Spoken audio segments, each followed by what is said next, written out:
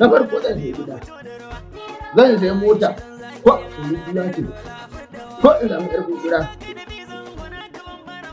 Zan sai gona saboda in kama noma. Da abin da ya duka ta jam'iyya an kafa gwamnati tunda namu ne a gurin insha Allah za mu dinga samu abu.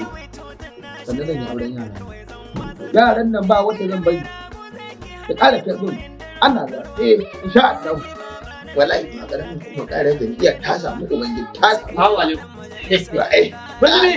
Wallahi tallahi. Ai tun daga nesa ne sai lissafa ke kai. Barai a to wa dole kana ba. Sai da Allah ya tabbata mu an fitar da shi daga dafa. Ba karamar hukumar ƙaraye. Jagoran karamar hukumar ƙaraye yanzu shi ne shugaban jam'iyyar ƙaraye. Ɗan ilimin ne mai kayan daɗi. Lalle ka kama dahi. Wani rabin falin mai rago. Ai tun da ka ce mai rago. Malami waliyin Allah. Ai da yanzu ya hannun ɗan munguru da mala. Ɗan jari hujja. Ta yi da ta wato aka ajiye ƙwarai a gurbinta. Ai in ka san jikan sama ɗan Musa.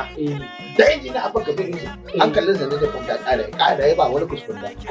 Gai da zai mun ja maka ɗan adawa ba masu da rari. Da ce bayan ya da ba. To ai bari ya ma na da baka sani. Wanne lema kuma mun zoma ta alwata ne. Ai lafiya don ƙara yin. Bari ya ma abin da baka sani. Wai ya kike cewa iya ƙara yi.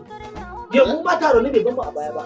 Na sani. Kaga karkasa da darbarawa. Ye. Abin alkhairin da yake ya wuce misali. Ka san wai ba nake dubu muna ƙauye. Abin da yake muna ƙauye muka sani. Har kuma ma bar kuwa yi. To ni kuma ga daure. Ye. Ga daure ni. Allah ji. A gabana. Wai ba an yanka mutumin nan ma da bani gaban da na kasa ba ko.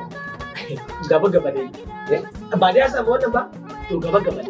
Yanda za a ɗinka zan shiga gidan radio. To in kira ɗan jam'iyya kawai. Ka ba mutumin shi kenan. Ai aka ce an samu shugaban jam'iyya na kasa. Da ku an samu adalci a zaben da za a yi. Dan idan adali ne. Da ba shi fa adali. Kaga da jam'iyyar tana hannun ƴan munguru. Har da nake a zuwa ce za a yi zaɓe. Ko ƙuri'a 15 ba lalle a kan. Amma yanzu kan adawa ba za mu samu ƙuri'a guda 15 ba sai adawa. Duk su wasu zama na ma'aiki. Kowa na gaba ne. Ai ina tabbatar maka da alheri. Ai